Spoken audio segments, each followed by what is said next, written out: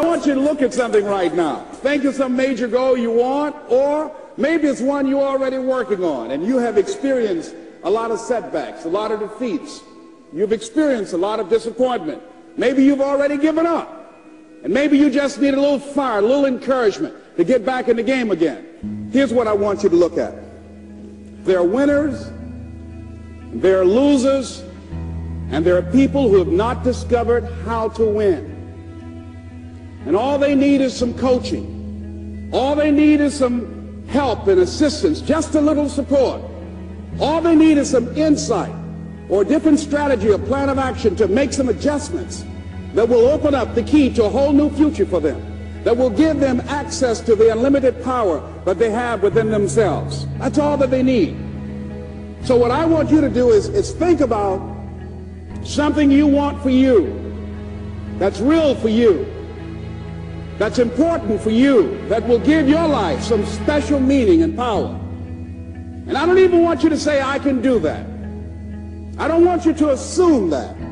See, 5 years ago when I started out in this area, I would not have been able to make the mental leap that I would be up to where I am right now. I don't want you to begin to just psych yourself out. No.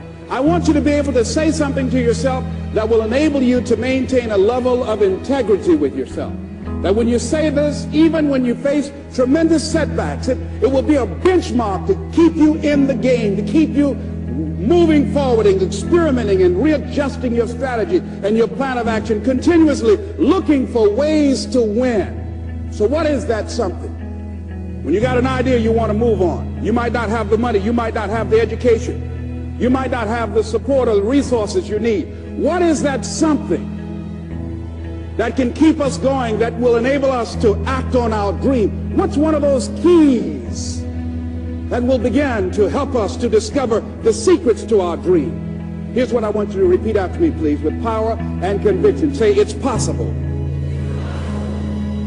That's all I want you to do when you look at your dream. Just say to yourself every day, it's possible. Just say that every day to yourself, it's possible. Because what does that do? See, it begins to change your belief system. See, the way in which we operate, ladies and gentlemen, it's a manifestation of what we believe, what's possible for us. Whatever you've done up to this point, all that it really is a duplication, it's a reproduction of what you believe subconsciously that you deserve and what's possible for your life. Most people operate out of their personal history, out of their memory, things they've done, things they've experienced, things they've seen, things that they have observed. What I'm suggesting that you operate out of a larger vision of yourself. I want you to see yourself doing what you want to do, experiencing what you want to experience, having what you want to have, doing what it is that gives your life some meaning and value. Operate out of your imagination, not your memory.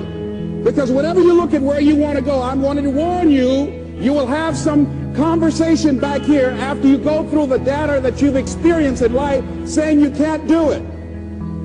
And so what you want to begin to do is ignore that inner conversation. Well, most people, ladies and gentlemen, when something happens to them, what they do is they begin to believe that that's the way it is. That's the way it's always been.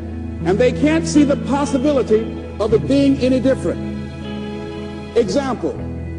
Before April 1954, the common belief, the universal belief, because it had been tried again and again and again and people had failed, the belief was that man was not physically capable of breaking the 4-minute barrier, that he could not run a mile in less than 4 minutes. That was the belief on the planet. It had never been done.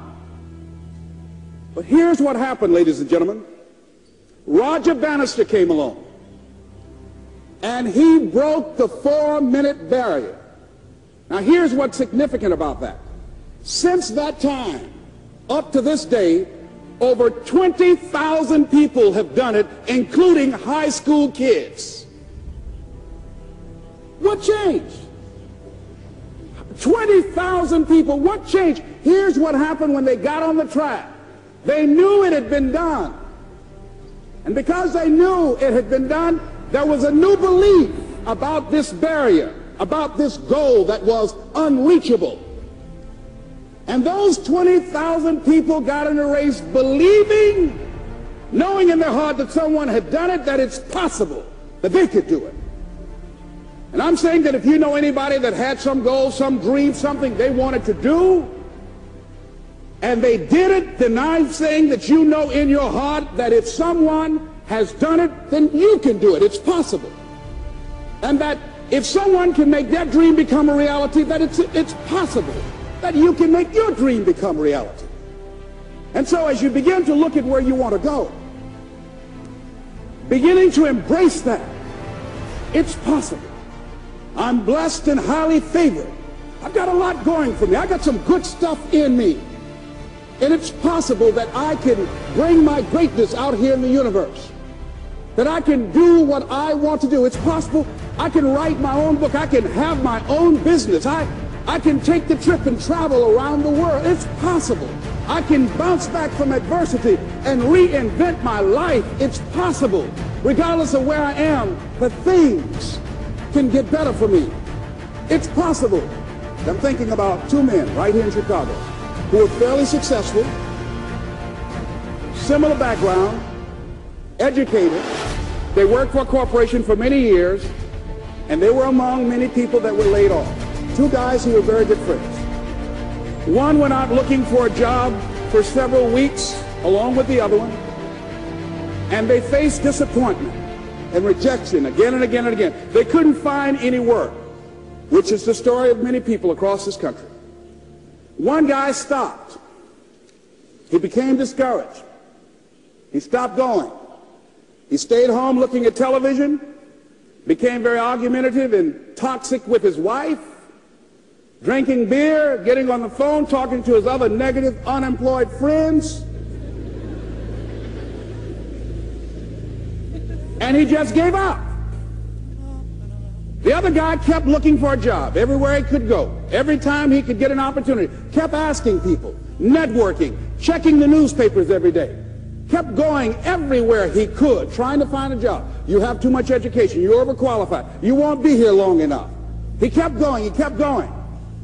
He went to a place and said, look here, I tell you what, if you can't hire me, and I know you can use my talents, abilities, and skills, I don't want to sit home and do nothing. Just let me do some volunteer work. You don't have to give me anything, all right?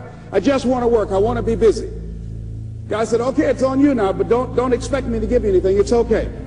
This guy came in and worked. He was the first one there. The last one to leave was the best employee there.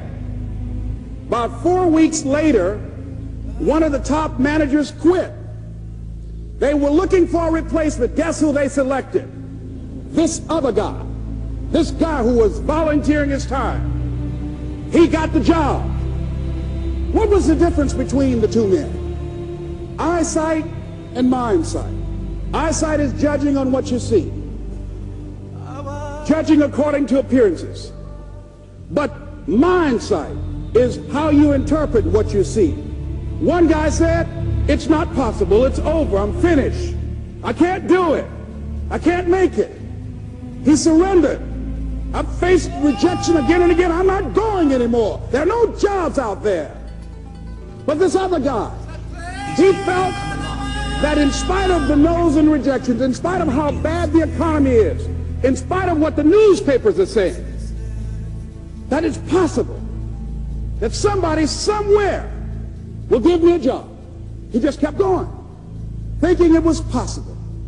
And guess what, ladies and gentlemen? That's what we have to do with our dreams.